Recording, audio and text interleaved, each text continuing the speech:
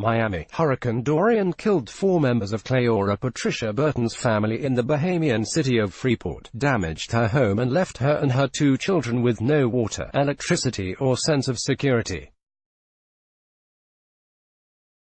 So when she heard a cruise ship was taking people off the island of Bahama to the United States, she made a decision to leave and go to South Florida, as thousands of other Bahamians faced an uncertain future in the wake of the mass destruction caused by the Category 5 storm. What are we going to do? Where are we going to go? How are we going to survive this? That's why we came, Burton, 55, said from Christ Episcopal Church, founded by Bahamian settlers in Miami's Coconut Grove neighborhood. She and her children, Hannah, 16, and Blair, 21, are living with a cousin who brought him to the church that day before a noon service. We don't know what's going to happen tomorrow, she said. We don't know how we're going to go home.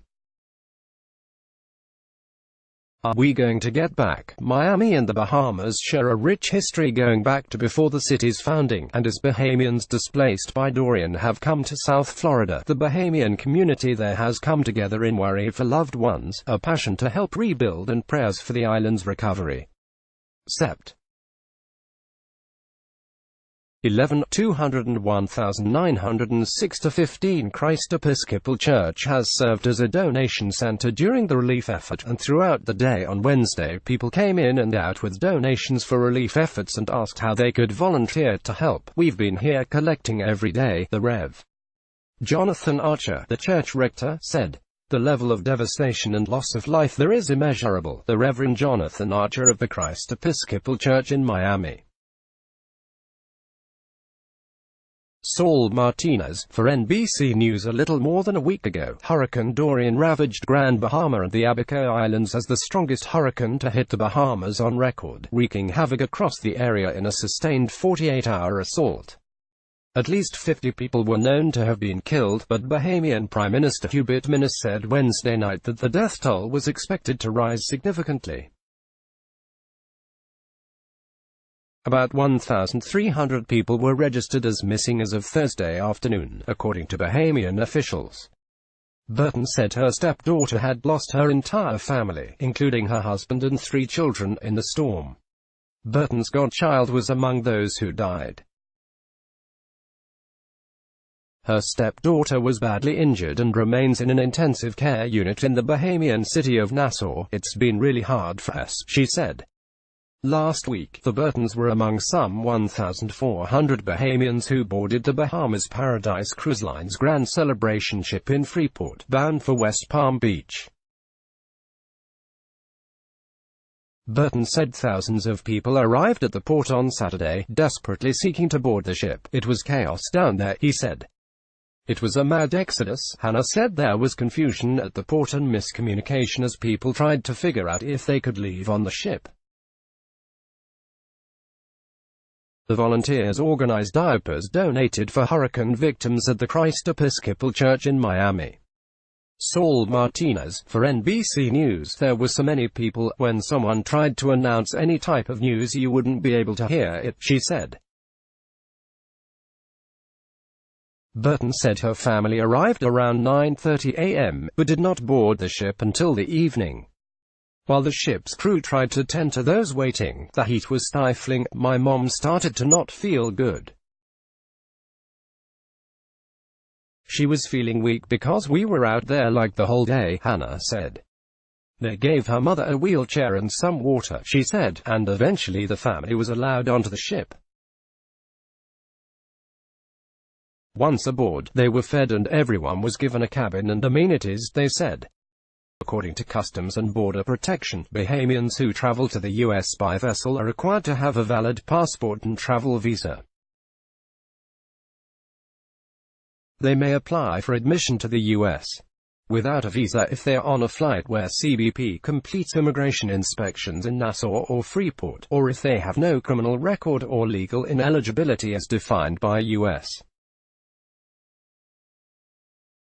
Citizenship and Immigration Services. may also apply for entry without a visa if they are traveling for business or visiting for short duration. Burton and her family have visas and did not have problems getting into the US, but those without visas have to provide a police certificate issued within the last 6 months as proof they don't have a criminal history, something Bahamians said was incredibly difficult to access in the aftermath of the storm. Can you imagine? Everything is down. Nobody is really in office at that point, so people were getting frantic, Burton said. The Trump administration will not grant temporary protected status to Bahamians displaced by the hurricane, an official told NBC News on Wednesday. The status would have allowed Bahamians to work and live in the U.S. until it is deemed safe to return home. The same status is currently granted to over 300,000 people living in the U.S. from 10 countries, including the victims of Haiti's 2010 earthquake. This week, President Donald Trump said the U.S. needs to be very careful in who they let into the country. Everybody needs totally proper documentation because the Bahamas had some tremendous problems with people going to the Bahamas that weren't supposed to be there, Trump said.